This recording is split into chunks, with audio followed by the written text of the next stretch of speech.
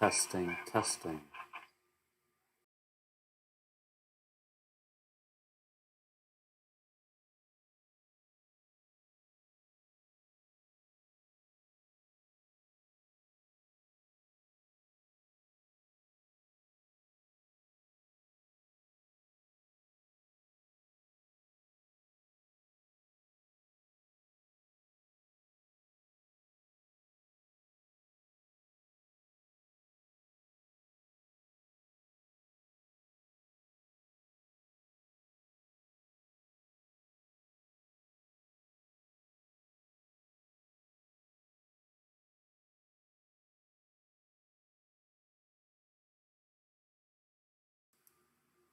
Testing.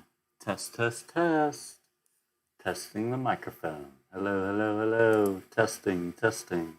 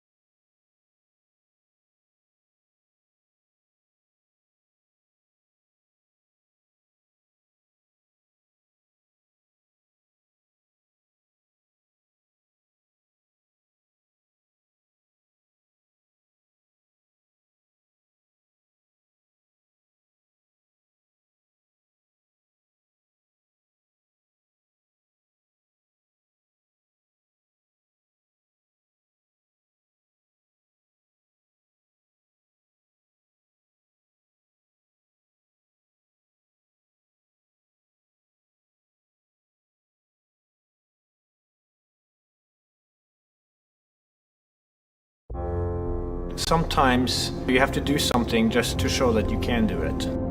When the Wright brothers flew for the first time, they flew an experimental aircraft. And in the same way, the Mars helicopter is designed to show that we can fly powered helicopter flight in the Martian atmosphere.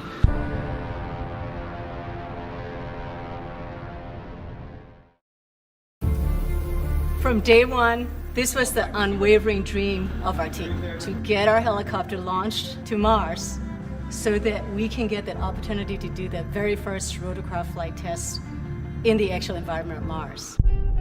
It's extremely difficult to fly at Mars because the atmosphere is so thin. Compared to Earth, at Mars it's less than 1%. So the first and foremost challenge is to make a vehicle that's light enough to be lifted. And then the second is to generate lift. The rotor system has just been very fast.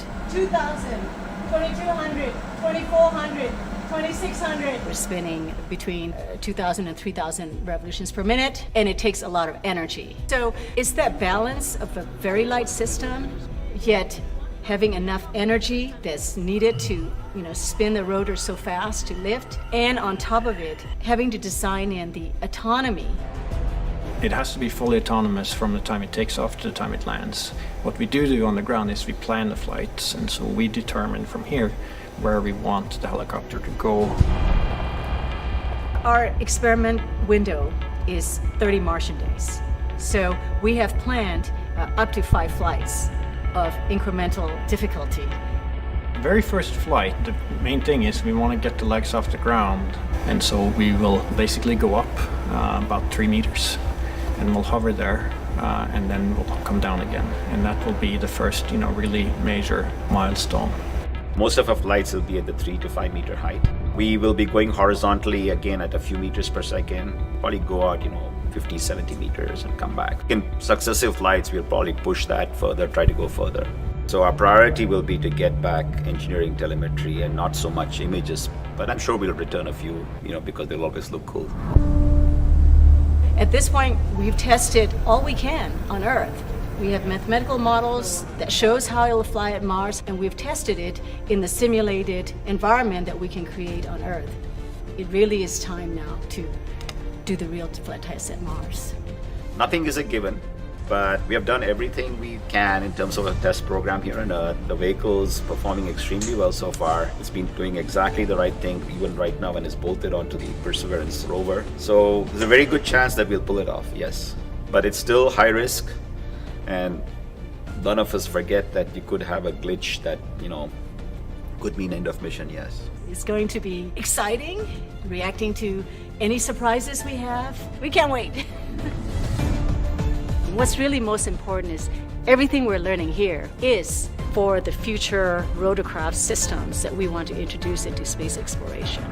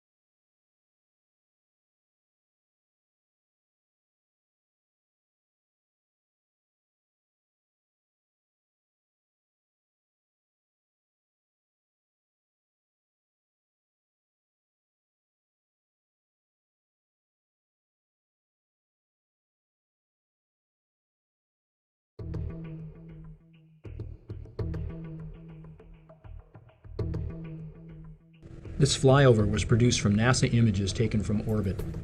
The blue circle indicates the area the rover will likely land. The arcing hills in the center, about 1,600 feet high and are the rim of Jezero Crater. The central goal of Mars 2020 is to learn whether life ever existed on Mars. It's too cold and dry for life to exist on the Martian surface today. But after Jezero Crater formed billions of years ago, water filled it to form a deep lake, about the same size as Lake Tahoe. Eventually, as Mars' climate changed, Lake Jezero dried up, and surface water disappeared from the planet. An ancient lake is a fantastic place to pursue our goal of looking for possible Martian life. On Earth, lakes are filled with living creatures. Evidence of that life is often preserved in the mud and sand deposited on the bottom of the lake. So, we use the rover's instruments to explore the rocks of the ancient lake bed. Here we can see evidence of the former lake. The canyon cutting through the crater rim was carved by a river. As the water entered the lake, it slowed and dropped the sand and mud it was carrying to form the fan-shaped delta. The white line is a path the rover might follow in its first 2 years, called the prime mission. During this period, we use the rover science instruments to analyze the lake sediments. After we explore the delta, we hope to investigate the shoreline of the former lake. To get there, we have to traverse around a sea of modern sand dunes. From this perspective, you can see former shorelines curving around a headland. We can picture waves in Lake Jezero beating on a sandy beach. And finally, we will press on to the crater rim. Jezero Crater formed when a large object collided with Mars, excavating rocks from deep in the Martian crust, exposing them in the rim for us to study. These rocks would have been hot shortly after the impact and may have hosted hot springs. Deposits from these springs would be another target in our search for possible ancient life on Mars.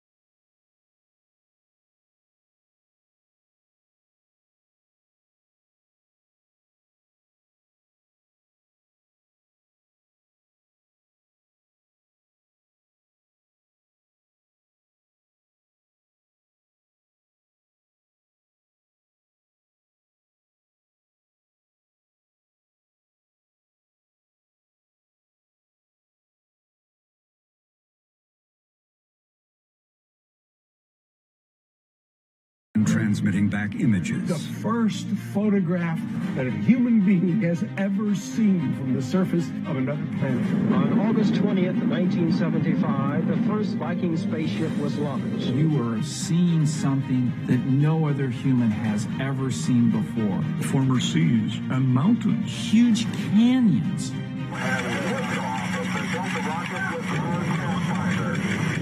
That sense of wonderment and achievement and always working towards your goal.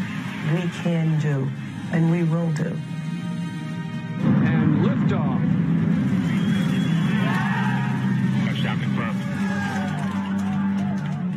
Mars is unavoidably special. We've landed and we've scooped. We've roved, we've orbited. Together, we did it.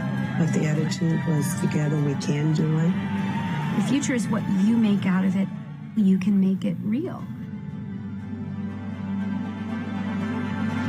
And here we are with Mars Perseverance, 51 years later, getting ready to do the first ever Mars return mission. Eventually, we can bring those samples back to Earth and determine for the very first time, did life exist on Mars?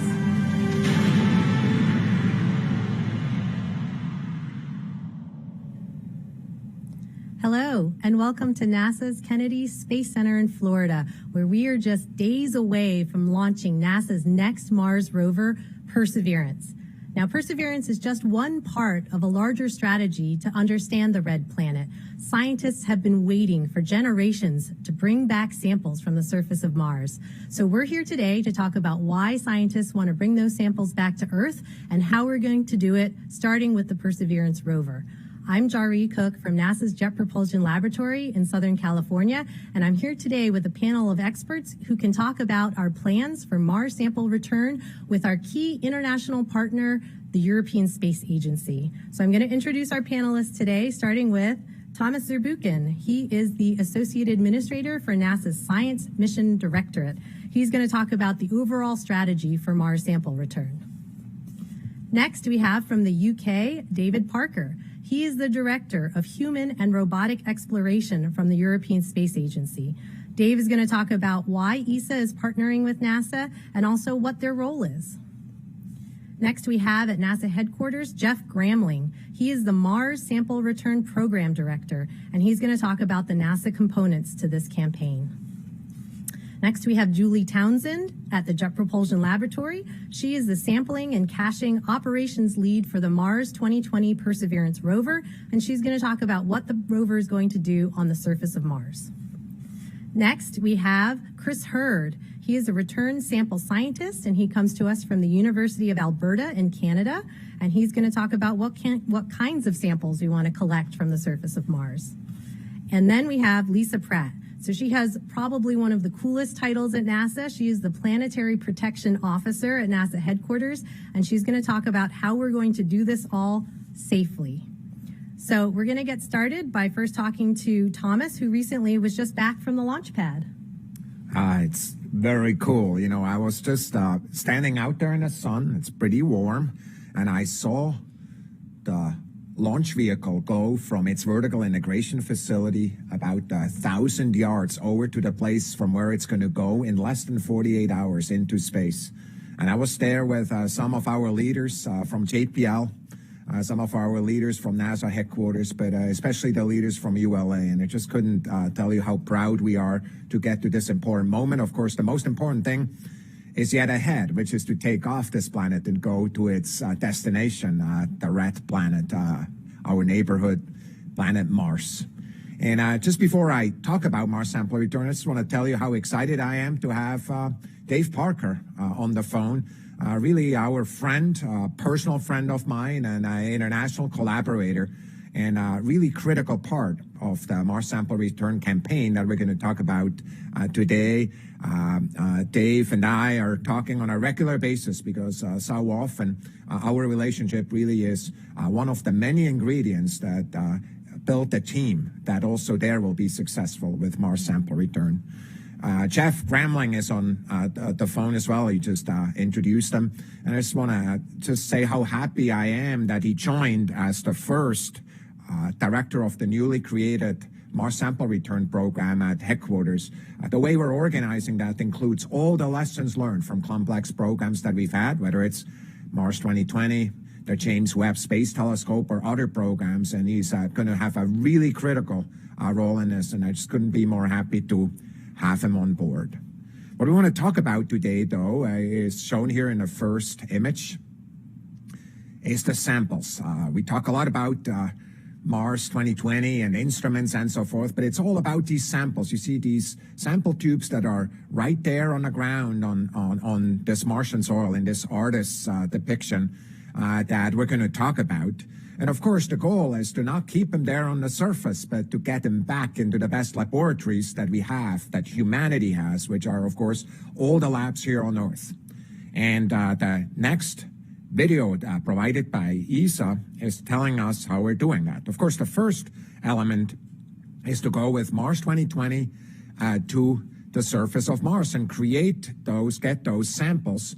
There's another spacecraft that is landing, and it's launching from the United States, and it's landing a launch vehicle and a fetch rover that's collecting those samples and bringing it back to that Mars Ascent vehicle, a MAV as we call it, and that takes off in this kind of game-like simulation and drops off this orbiting red container that is orbiting Mars. And you see immediately a European-built spacecraft that had taken off from Europe is catching it and is bringing it back to Earth in a long orbit, much longer than can be depicted here, back to Earth into the range in Utah and then into the labs, from receiving facility into labs. And so these pieces, 4 launches, multiple spacecraft, together make the Mars Sample Return Campaign, which frankly is the manifestation of a lot of dreams and aspirations of the science community. In fact, the highest priority of the National Academy's decadal that we're working under, and we're so excited to make progress on it now. The samples from Mars have potential of profound change of our understanding in the origin, evolution, and distribution of life on Earth and elsewhere in the solar system. And even now, NASA continues to study moon samples that were brought back from the Apollo program with new questions and more profound insights that still fill journals today.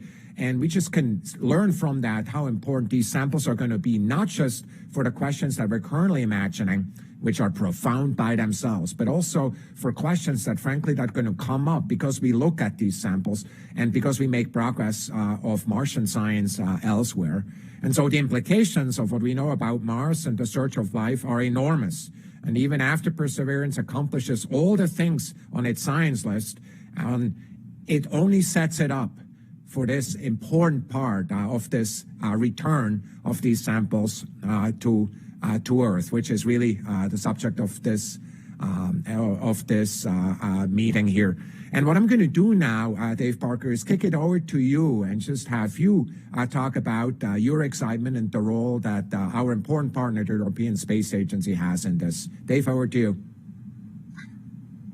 Hi there, Thomas. It's great to hear you and see you. I'm really sorry I'm not there with you at the Cape for the launch. Indeed, I'm not even in my office at the European Space Technology Centre. I'm working from home during the current situation. But we're persevering, we're keeping going, and even over here, we're working hard on our Mars program. And I'm really super excited to join you for this press conference. Thank you for the invitation. Being just days away from the launch of Perseverance, any launch to Mars is exciting. But for me, this is excitement times 10 because it is the first part of Mars Sample Return, MSR. And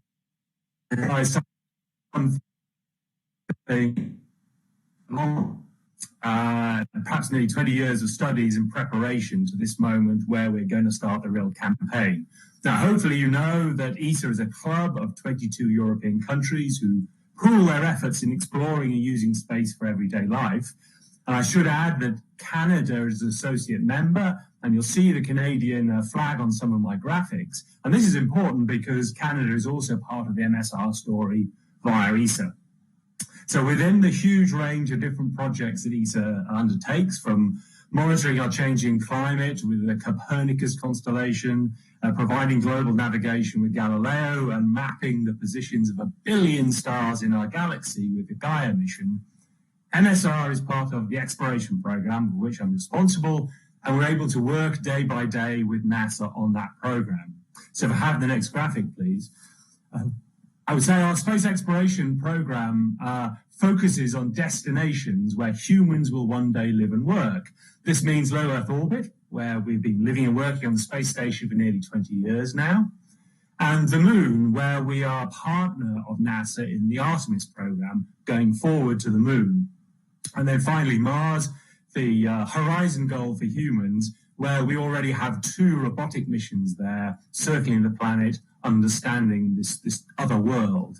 And to emphasize this international cooperation aspect, I point out that today we've announced that 2 of our ESA astronauts will fly on the NASA new commercial crew vehicles to the space station starting next year. And that's in exchange for us providing the power and propulsion for NASA's Orion spaceship to go to the moon. So, as Thomas has said, there's going to be fantastic science out of MSR, but it's also truly an exploration mission in the grand tradition. We have Mars as our horizon goal for humans, but before sending humans, it makes sense to do a round trip with robots, as scouts are precursors. It'll tell us a great deal. You can also almost imagine MSR as kind of a scale model of an eventual human boots on the moon project. Next graphic, please. So explain where we are now at ESA, at the European Space Agency, with our Mars program. I said we have 2 orbiters there today. The Little Mars Express has been there since Christmas Day 2003. The Trace Gas Orbiter, which is the biggest beast around the planet today, is doing great science and also relaying data for NASA's Curiosity and InSight missions. And even today, there have been 2 new papers published from the ExoMars Trace Gas Orbiter, intriguing new results about the atmosphere of the red planet, completely unexpected results. And meanwhile, we're working with our Russian partner Roscosmos to prepare the launch in 2022 of the Rosalind Franklin rover, which will search for the evidence of past life using a drill that can get 6 feet below the surface of Mars and therefore below the damage that will be caused to any organic material by radiation, the radiation on Mars. But here, today, we're really here to talk about our contributions to Mars sample return. And it comprises the Earth Return Orbiter, the Sample Fetch Rover, and some important robotics that will transfer those sample containers that Thomas mentioned from one part of the system to the other. It's kind of an interplanetary relay race we're doing. So perhaps I should say more about some of our main elements, the rover and the orbiter. Next slide starts with talking about the rover. So the next slide, please. The Sample Fetch Rover is much smaller than Perseverance or ExoMars or any of the current advanced rovers, because it has the sole task to scurry across the surface of Mars to get those sample tubes and bring them back. And it's a race against time. We only have about 8 months on the surface of Mars to do this, to bring the sample tubes collected by Perseverance back to the Mars Ascent Vehicle and get them off the surface of the planet. And I think you'll see more about these sample tubes later in this press conference. So compared to current rovers, it's got to go a lot faster, about maybe up to 10 times faster. It's got to go autonomously. It's got to navigate its way there and back. And it includes some clever robotics to do the transfer of the sample tubes. Now, we've already placed a pre-development contract with Airbus Defence and Space in the UK to prepare for the Sample Fetch rover, and this builds on their heritage of ExoMars. And this is a message: we're building on the heritage of capability that we already have in this international partnership. So we have to deliver the rover to NASA in 2025 for launch perhaps as early as 2026 on the sample retrieve lander. Our other contribution, shown on the next slide, please, is the Earth Return Orbiter, ERO for short. So this is be launched on a European Ariane 64 rocket from our European Space Centre at Kourou. And it's an amazing beast of a spacecraft, the first interplanetary cargo ship, if you like. And on its cargo deck will be the NASA sample containment system and the Earth entry vehicle that will actually land back on Earth. So the key job of the orbiter, as you've seen from the little cartoon earlier, is to scoop up the sample container that's been thrown overboard by the Mars Ascent Vehicle. It's only the size of about a football, a rugby ball if you're British, and then we have to load it into the NASA containment system and fly it home. And also the orbiter does all the telecoms relay and data communications during all the operations on the ground. To give you a sense of scale, this spacecraft has a wingspan of about 120 feet. It weighs 6.5 metric tons at launch. It uses chemical rockets to go into orbit around Mars. The most powerful ion drive electric propulsion system to do the spiraling down to Mars, to spiral back up and come back to Earth. And the news today I can give you, after an intense commercial competition, I can announce that a contract will be placed, subject to negotiation, with Airbus Defence and Space of France to build Aero. And their team includes Thales and Amiens Space of Italy. And together, they're kind of the European dream team, because between them, these companies have built our Rosetta Comet mission, the Bepi-Colombo spacecraft that's on its way to Mercury, and also the ExoMars Trace Gas Orbiter. So coming to my conclusion, really, and I'll hand off to Jeff in a moment, my last slide, I hope I've given you a few hints as to why Perseverance is such an important launch, why Mars Sample Return is going to be a flagship project for the 2020s, and why we at the European Space Agency are humble and proud to have the chance to be a partner of NASA in delivering this extraordinary, mind-bendingly challenging and history-making exploration mission. So thank you, and I'll hand over to Jeff to tell you more from the NASA perspective. Well, thank you, David. Hi, I'm Jeff Gramling, and I'm really excited to be part of this amazing international team and looking to accomplish one of the most complex things humanity has ever attempted. With the launch of Perseverance this week will be the first step in the mission to bring back the first samples from another planet. Mars Sample Return is a collaboration, as you heard David describe, between ESA and NASA, and we're already working closely with our partners on this historic undertaking. Within NASA, many centers are applying their scientific and engineering expertise to ensure we're successful. As David and Thomas have described, the planned campaign architecture breaks up this round-trip mission into 3 manageable elements that all work together in a synchronized manner. First, the Perseverance rover launching this week will drill and prepare samples and cache them on the surface of Mars. Perseverance will be followed by the launch of the remaining 2 elements as early as 2026. The sample retrieval lander carrying the sample fetch rover will be launched to collect those samples and to bring them to the Mars Ascent Vehicle, which will put them into orbit around Mars. This rocket will be the first to launch from the surface of another planet. And we're also working on cool new wheels for the fetch rover. The Earth Return Orbiter will rendezvous and capture those samples using a sophisticated capture, containment, and return system, and then bring them safely back to Earth. So now I'd like to show you an animation on how all of these pieces work together to accomplish this feat. So it all begins with Perseverance rover drilling and collecting samples and then caching them on the surface of Mars, with the sample fetch rover collecting them and bringing them back to the Mars Ascent Vehicle for launch into orbit around Mars. And then, as you heard David describe, the Earth Return Orbiter will capture that sample and bring it back to Earth, putting it into the Earth Return Vehicle to bring it back and land on Earth in Utah. All right. The engineering needed to return the samples Perseverance collects is maturing, and it's built upon the past 2 decades of investment in autonomous robots and landing large payloads on Mars. This is why we're confident the time is right for a successful sample return campaign. Just as Perseverance itself is a result of many nations' work, the spirit of Mars exploration and bringing samples of Mars back to our home labs is something we do with the whole world. We look forward to this next step leading to a tremendous leap forward. Thank you. Now I'll toss it over, hand it over to Julie, and she's going to tell you about sampling on Mars.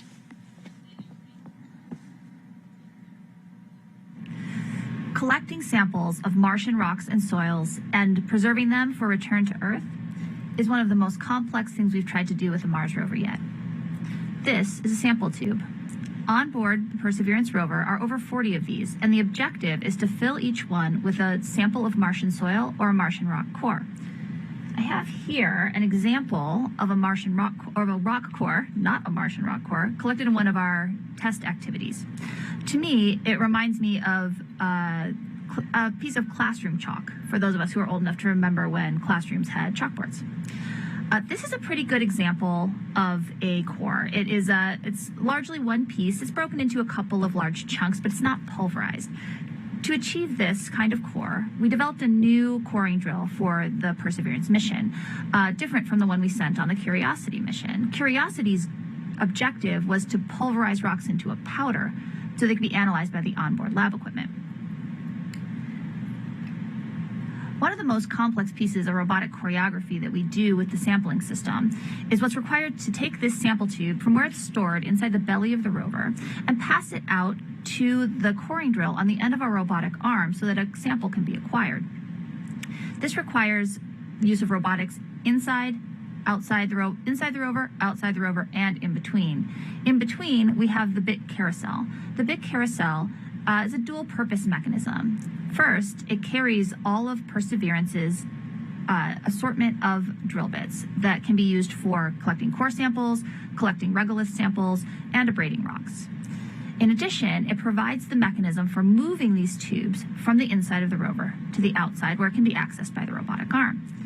First, the sample handling assembly, a small robotic manipulator inside the rover, removes this tube from its storage location and inserts it into the lower door of the bit carousel directly into one of our coring or regolith collection bits. The bit carousel then rotates up and presents that bit at the upper door, where it's accessible by our robotic arm and coring drill. The robotic arm and coring drill dock to the bit carousel and extract this bit and go fill it with a sample. Once it's full, we insert it back into the bit carousel, where it's rotated back down to the lower door, and the sample handling assembly takes over again, removing it from the bit carousel and removing it from the bit, and sending it through a series of processing stations inside the rover. The core sample is measured, pictures are taken of it, and then a seal is dispensed into the top of the tube and activated. Once the tube is sealed, it's placed back into storage, where it will ride along with the rover until we reach our caching location, at which point we'll drop it on the ground for the fetch rover to retrieve. So now I'll show you an animation so you can see what our system looks like in action. So here you see the Perseverance rover having just collected a sample from the surface, docking the core with the filled bit to the bit carousel, and the bit carousel rotating the filled bit down to where the sample handling assembly will extract it and move it into a processing station. After it's done this with all of the necessary processing stations, the sealed tube will be placed back into the storage location in the sample tube rack. And it'll stay there for safekeeping until we're ready to drop it off. Now I'm going to hand over to Dr. Chris Hurd, a member of the Perseverance science team, who will tell you more about the types of rocks we hope to fill our sample tubes with. Thanks, Julie, for that great overview of the really awesome robotic system that we'll use for collecting these samples. Well, I'm personally really excited to be involved in this endeavor. In fact, I've wanted to study rocks from Mars since I was about 13 years old. My role on Perseverance is that of a returned sample scientist. I'm one of 15 such scientists supported by NASA, the European Space Agency, and in my case, the Canadian Space Agency. All of us are experts on teasing out details from rocks in the lab, whether they're meteorites, samples of the moon, or ancient rocks from the Earth that may hold evidence for early life on the Earth. We are trained in the analyses required to answer the fundamental questions about Mars, including whether life ever existed, in our landing site of Jezero Crater, the site of a crater lake and river system some 3.5 billion years ago. So our role on the mission is to help decide exactly where we want to collect samples from within the landing site and to document the context for those samples. We are essentially the documentarians for each and every sample that gets collected.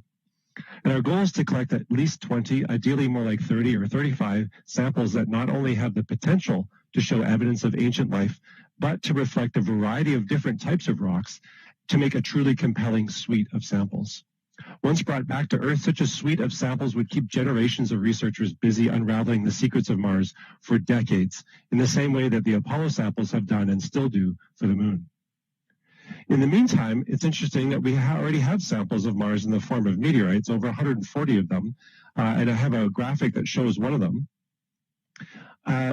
Some of these meteorites have evidence for liquid water having flowed through them at some point in their past, but importantly, the vast majority are igneous rocks, essentially lava flows that were erupted within the last few 100 million years, relatively recently, and much more recently than when the rocks at Jezero Crater formed. The meteorites, don't get me wrong, have provided some fantastic insights into Mars history. However, the Martian Meteorite Delivery Service only delivers certain rocks, because the process involves something impacting Mars and rocks near the point of impact being accelerated fast enough to leave Mars' gravity. And this is a very violent process, and it effectively filters out the weaker rocks that won't make the trip. So we only really get the strong rocks like the young igneous rocks. The other thing is that we don't know exactly where on Mars these rocks come from. They're from random locations, and so they lack the context. So the great thing about Perseverance is that instead of nature choosing for us, we will get to choose which rocks come back to Earth, along with our careful documentation about where and why they were collected. So I'll turn it over to Lisa now to tell us how we're going to do that safely. Hey, Chris, thanks for that cross-border handoff from Canada. I'm Lisa Pratt, NASA's Planetary Protection Officer. The overarching goal of planetary protection is to comply with the Outer Space Treaty and do no harm to a future scientific discovery. Thus, we carefully limit biological contamination of other worlds with terrestrial organisms, and we carefully prevent backward contamination of Earth's environment with potentially harmful extraterrestrial matter during return of samples, either robotically or in the future with astronauts coming back from Mars. For the current Mars sample return, NASA and ESA will implement forward planetary protection based on knowing the microbial bioburden when the spacecraft launches from Earth. In this first photo, you can see the Perseverance rover has been cleaned relentlessly using heat treatment of parts and then wiping the assembled systems and instruments with isopropyl alcohol, as you can see an engineer doing in this photo. By international agreement, we monitor biological contamination of spacecraft by sampling, either wiping or swabbing with a small stick that looks like an oversized Q-tip, and then culturing the hardy spores, which are tiny dormant cells produced by some bacteria. In this second photo, you can see that once a critical part of the spacecraft is heat sterilized, then biobarriers like these shiny wheel covers can be used to maintain the cleanliness of that part during assembly and launch preparation. The tubes for caching samples on Mars are the most stringently cleaned part of the Perseverance rover. You saw Julie holding one of these tubes a few minutes ago. And in this video, you can see the titanium tubes are being examined in an ultra clean room setting prior to heat exposure for many hours at 150 degrees Celsius in order to reach a high level of sterility assurance. So scientists studying the samples back on Earth, like Chris, know that any evidence of life found in the return samples originated from Mars and not as a round trip from Earth. In addition to cleaning treatments on Earth, viable terrestrial organisms that manage to get on the spacecraft despite everything we do will travel through deep space conditions for 7 months on the way to Mars. After landing on Mars, the Martian surface environment will present additional lethality factors for terrestrial organisms, including damaging radiation, aggressive atmospheric oxidation, and bitter cold. For backward planetary protection of Earth's environment, NASA and the European Space Agency will adhere to 3 fundamental rules. Number 1, break the chain of contact with airborne Martian dust, seals, barriers, microscopic tortuous paths, and scour from solar winds will be used to first limit and then reduce the number of particles on the exterior of the sample return canister. Number 2, robust and redundant containment. In the case of Mars sample return, the strategy is contain, contain, contain, and contain again. There are 3 rugged exterior containers with impact-resistant seals wrapped around the hermetically sealed titanium tubes you can see again in this video. Number 3, inspect and remove the layers of containment one by one inside a specially designed receiving facility where NASA and ESA and the whole world can be assured of the highest levels of biosafety protocols. The decision to land the sample container is no sooner than 2031, and that gives us another decade to continue planning and learning about Mars. At the landing site, we'll be joined by health and environmental agencies to ensure the highest possible level of biological safety during that critical first inspection of the canister, lifting of the canister into a shipping container, and transportation to that very special receiving facility. Scientific experts from many nations will collaborate on initial characterization of the samples while still inside those many layers of containment using various forms of penetrating radiation. Decisions about whether or not there's evidence of a biological threat from Mars samples will again be made in an international collaboration. Let me just close this way. This is the right time for this mission. We've learned enough about Mars from prior missions to design a safe architecture. This is the right mission. 500 grams of Martian material with multiple layers of containment is a very safe strategy. And finally, this is the right team. NASA and ESA are fully committed to safety at each step during landing and transfer to a biologically secured receiving facility. I'll now turn it back over to Jari from JPL.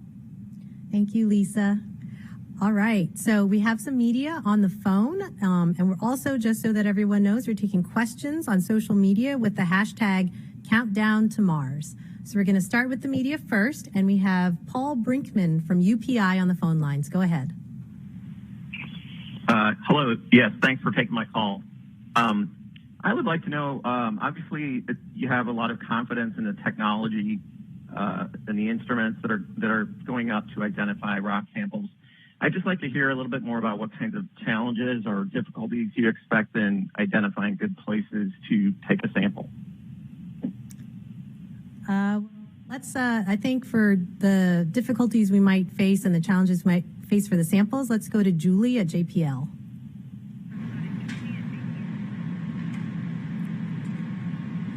Well, there are 2 different kinds of difficulties that we'll encounter. Those are going to be difficulties acquiring the samples, which from an engineering standpoint, which can range from, whether the rock is accessible, whether it is within the capabilities of our coring drill.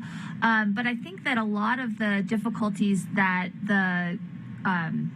that were referred to in this question are actually maybe the scientific difficulties of figuring out which rocks are the right rocks to collect. And so I think that maybe we should also toss this over to Chris so that he can give the science perspective on this.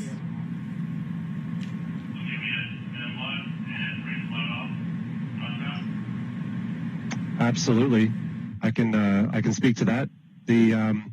The team is already right now working with all of the remote observations of Jezero Crater to come up with a sort of a nominal traverse that we're going to take and really pin down those locations that we're really especially interested in. So we'll have a general plan. Well, of course, we're ready to sort of deviate from that plan if necessary, depending on what exciting discoveries we make. But the idea is to actually have a series of locations that we want to get to and of course potentially sample as well, but explore prior to landing. The actual decision whether to sample is going to be, I think, a fascinating one involving the entire science team, not just the 15 return sample scientists, but the over 300 scientists involved in the mission. It'll be a question of exactly why we want to collect that sample and not another one, and to make sure that we have all that context that I mentioned before. Great. Okay, we have another media question. Ivan Koron from AFP. Thank you very much. Do you expect that the science team will maybe be able to say that there was life on Mars based only on the instruments on board, or is it very likely that we will have to wait for the returns of the sample? And can you confirm that that should be in 2031? Take this one. I'm not sure I 100% understood the question. Do you mind quickly just repeating it to me, Jerry? Yeah, I'm sorry. Will we have to wait for the return of the samples to be able to say that there was life on Mars, or, does Perseverance have the capacity to see it? So I'm interested in Chris's opinion, but my personal feeling is that even though there will be, in the case that it's really starting to move in that direction, supporting evidence that's coming from remote sensing observations and some of these sophisticated instruments, I do believe that the ultimate proof and the ultimate analyses that are really critical to that question at the level of standard that we need to answer this will come from laboratory analysis on Earth. So I believe this will be a process that will extend over 10 years or so, that where evidence is mounting from remote sensing and in situ measurements up there, but then really culminating in really bringing these samples back and actually, if you want, unwrap the presents once they're really back from a long, long trip. But Chris, anything you want to add to this? I agree completely. Absolutely. I think that as capable as the rover is, that we'll have it really, ideally, if everything goes well, have really intriguing evidence, potentially in the form of organic molecules detected, or even certain structures in the rock that could be indicative that life was there. But to have that definitive proof, we need to bring those samples back and see them in the lab and look at essentially the not only the biosignatures in broad sense, not only whether there's any fossil bacteria, which is pretty unlikely, but whether there's any sort of chemical signature, organic chemical signature that would truly indicate that life was there. And that's 2031?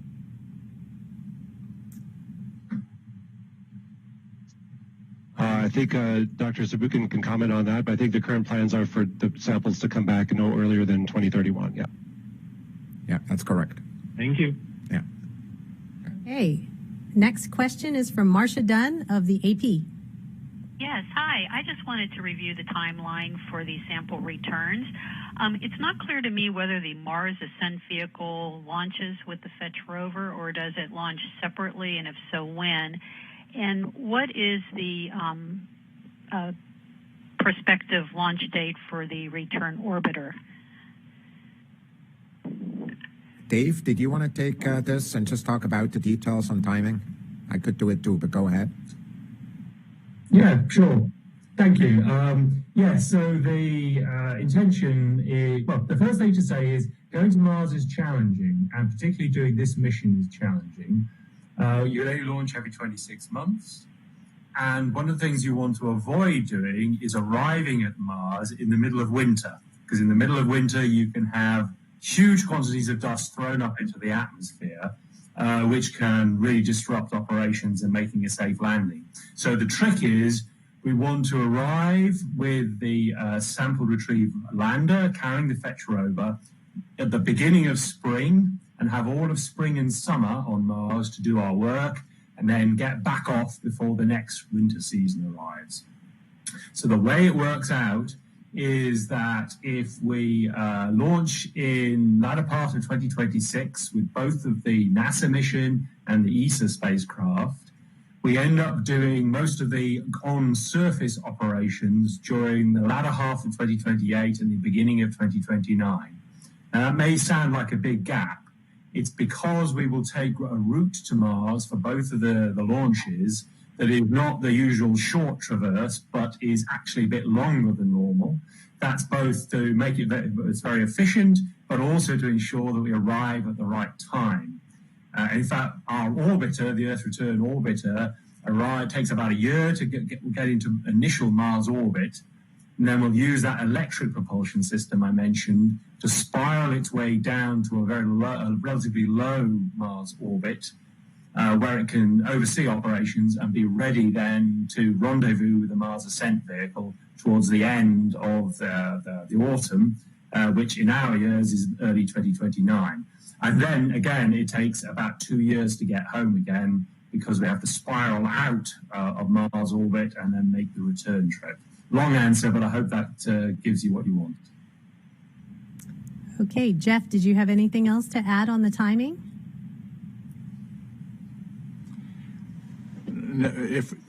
Just to follow on what David said, yes, if we launch as early as 2026, then for the reasons to avoid the dust storms during winter, to gain the efficiencies in both getting there and returning, the earliest return would be in 2031. We're going to go to social media now. So since we started talking about dust storms, I'm going to hit that question. Singh on Twitter asks, Perseverance will leave samples in test tubes. Will they not be lost in the storms of Mars? So I'm going to ask Julie, how do you guys keep track of these sample tubes? Well, over our experience on the surface of Mars the past many years that we've been traveling there with our rovers, we've developed good mapping capabilities. And so we will be localizing the location of each of the samples that we drop to within a couple dozen centimeters relative to the orbital map. And so we will know exactly where these things are. They'll be mapped relative to local features that are big enough not to be buried in a dust storm. And they'll be mapped relative to the orbital features that we can see in our orbital mapping. Okay, thank you, Julie. Okay, so then we have another question from Ziyuan Zhu on Facebook. He asks, how does the mission team decide and prioritize which sample to collect? So, Chris, you were talking about how this is going to be a difficult process, but do you guys have any initial thoughts as to which samples you're most excited about or what kinds of rocks you think you might get at Jezero? Oh, absolutely. I think the key question here is what we can do with the rover to identify those environments or the rocks that record the ancient environment that was potentially habitable by life. So those will be prioritized, absolutely. That involves exploring, these previously identified sort of regions of interest or locations that we want to focus our attention on. And then with that, we are already establishing a whole series of scientific questions that can be answered by the samples and the investigations that we do. So if we come across a particular sample type, we know we want a particular type of sample like that, we come across that sample, then we're almost certainly going to sample it within the constraints of the engineering, of course. So we're going to we'll already have an idea, of kind of a wish list, if you will, of samples before we get there. Okay, great. It's always good to know what you're looking for. All right, we're going to go back to the phone lines with media questions. Irene Klotz of Aviation Week, go ahead. Thanks. My question's for Dr. Parker. What is the ESA monetary contribution for the Mars sample return campaign? Sure, happy to answer that. So the Mars sample return was one of the main elements that we put to ministers at the conference at the end of last year. And what we requested was the first roughly third of the funding for Mars sample return. And the overall budget over the whole decade is of the order of 1.5 billion euros. And we secured basically the first third of that at the ministerial last year in Seville in 2019. And the next part will be required at the ministerial at the end of 2022. Thank you. Thanks, Dave. Okay, next question comes from Mike Wall of space.com. Thank you all. Just a quick question about the sample receiving facility. What's the timeline, do you reckon, for the selection of that site, and sort of how will it be chosen? It seems like there will be a lot of sort of factors going into it. And what will it resemble? Will it resemble like a CDC facility that sort of works on Ebola? What are the sort of criteria that will go into the selection? What's the timeline for the selection of that site? All right, I'm going to toss that to Lisa. It's a very good question. It's a question on everybody's mind. Now that we've committed to the architecture and we have the funding from both the U.S. and European side, we need to start to make plans to get ready for that receiving facility. It's a long process because it will require the NEPA process in the United States, and that starts with an environmental impact statement, and it will involve many agencies. In fact, just in the last few weeks, an intergovernmental working group was established to start thinking about a national policy for planetary protection, and clearly the receiving facility is a big part of that. So I think you'll see over the next couple of years, we'll continue to study what the options are for essentially rehabbing an existing facility, building a new facility. I think that's unlikely, or using a more contemporary modular structure, which is used in many cases, particularly for particularly hazardous material. And yes, we sometimes refer to this as a BSL 4+. So something where we will certainly learn from how we handle the most dangerous contagious pathogens on Earth. Not that we really think there will be anything pathogenic or highly dangerous from Mars, but we're going to be extremely cautious. And as I said, that process is just getting started. It'll be several years while we work on the design, work on site selection, clear the NEPA hurdles, and then we'll be certainly ready to go a decade from now, which, as we've all been pointing out, 2031 is the soonest that these samples can be returned to Earth, and I think we'll be ready and waiting and so eager to get that canister back on the ground here so that the scientists can begin to address the exciting process of, for the first time ever, being able to examine materials that were scientifically selected on Mars and not just the random gift of meteorites. Thanks, Lisa. Okay, we're going to go to Jeff Faust of Space News. Hi, it's a question for Thomas or maybe for Jeff. Now that we've heard from ESA about their contracting plans and budget, can you give us at least a sort of a rough order of magnitude cost for the remainder of NASA's contributions to Mars sample return, and when will the contracting start to take place for the lander mission in 2026? Thanks. Thanks, Jeff. Thomas here. The budget that we submitted to Congress and that is currently under consideration has, of course, an estimate. I just want to remind everybody that this is an estimate that is the first guess, and that first guess is kind of the order $3 billion, $2.5 to $3 billion, and that does not include yet all the kind of sophisticated equipment that will be part of that receiving facility, as well as the analysis methodologies that will be around that.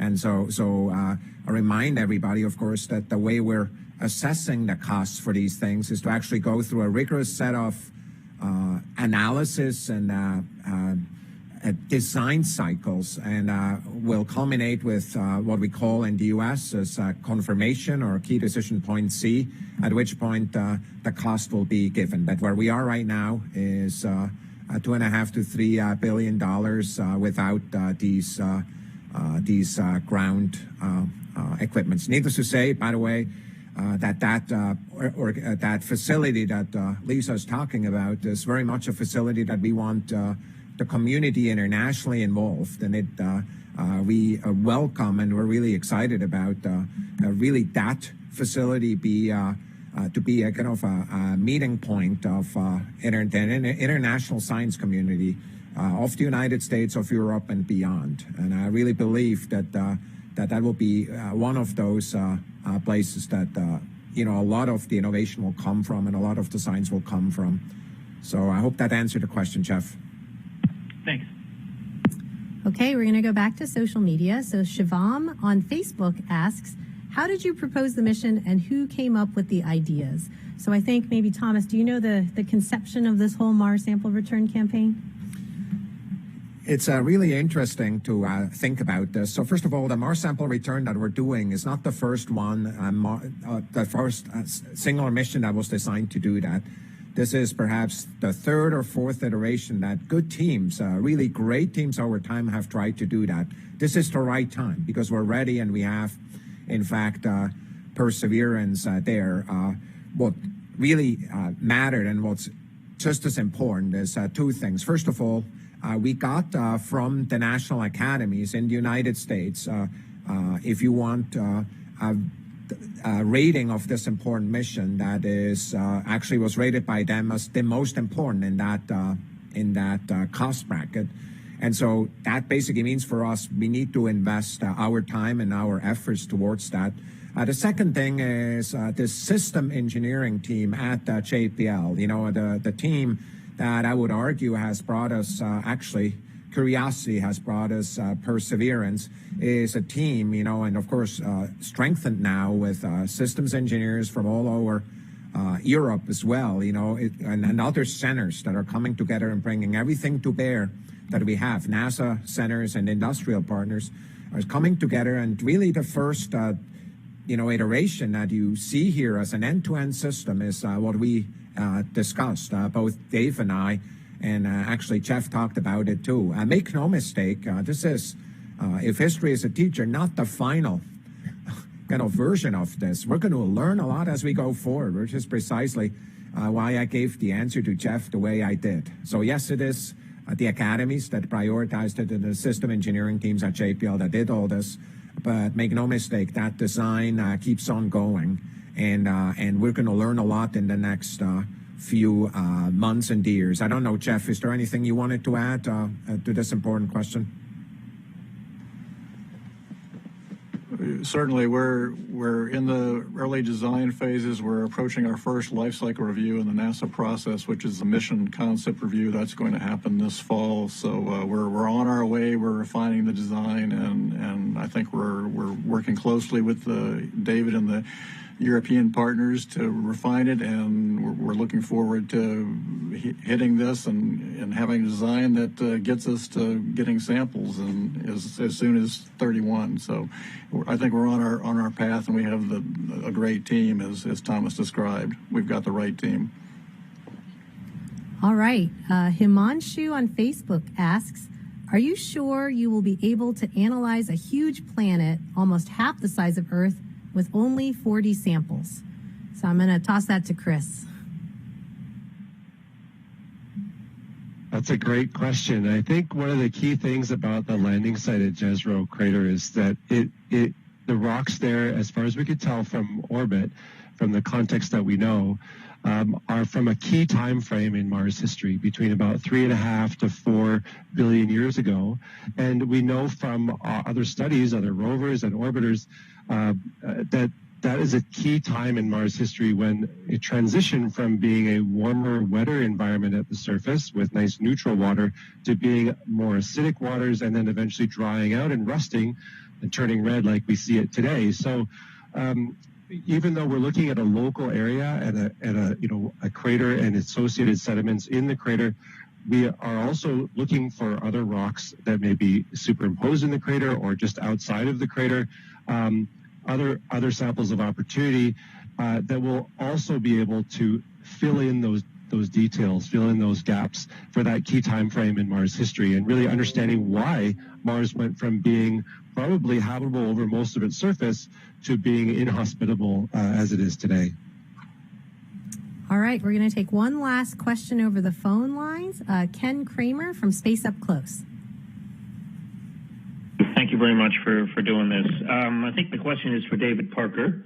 The Fetch rover, can you talk about what's its capabilities going to be? Is it going to be like Rosalind Franklin, or are you going to have a completely new design? And can you tell us what it will be able to do? Thanks.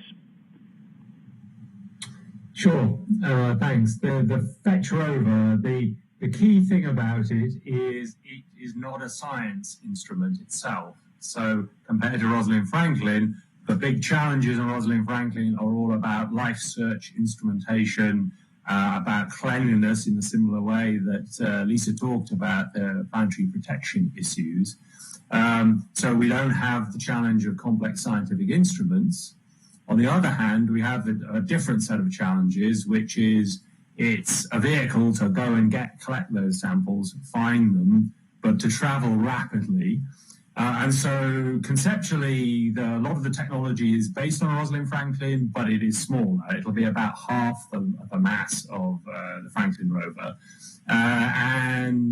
But it has this ability to travel more rapidly. We've been doing a lot of work on autonomous navigation demonstrations on the Earth.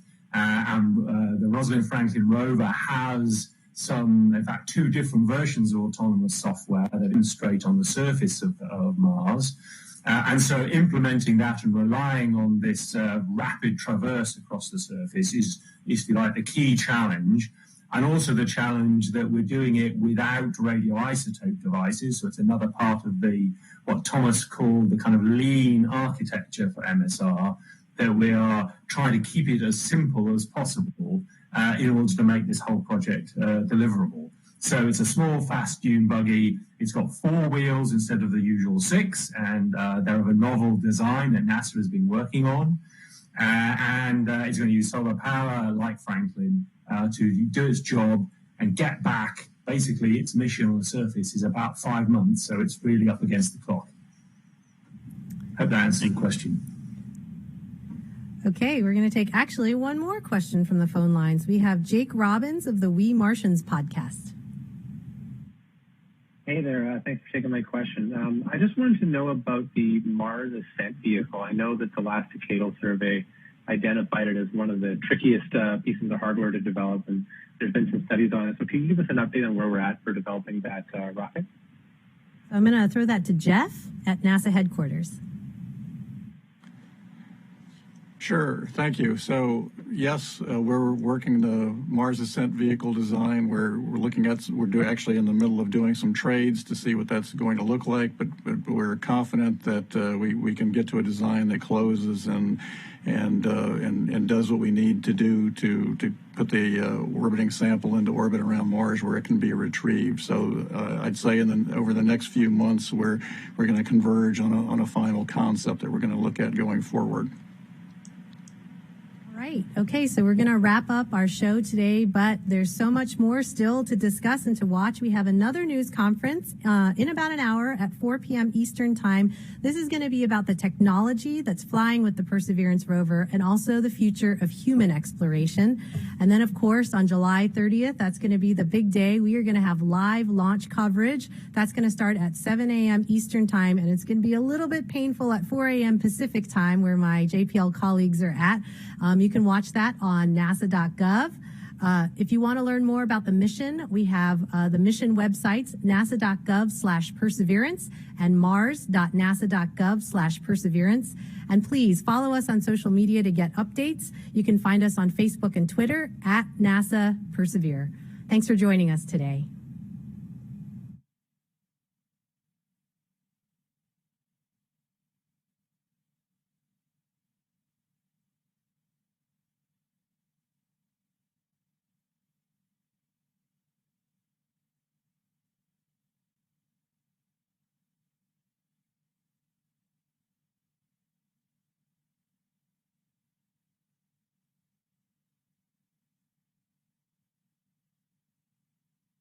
Wherever, however, whenever. We're here, there. We're everywhere.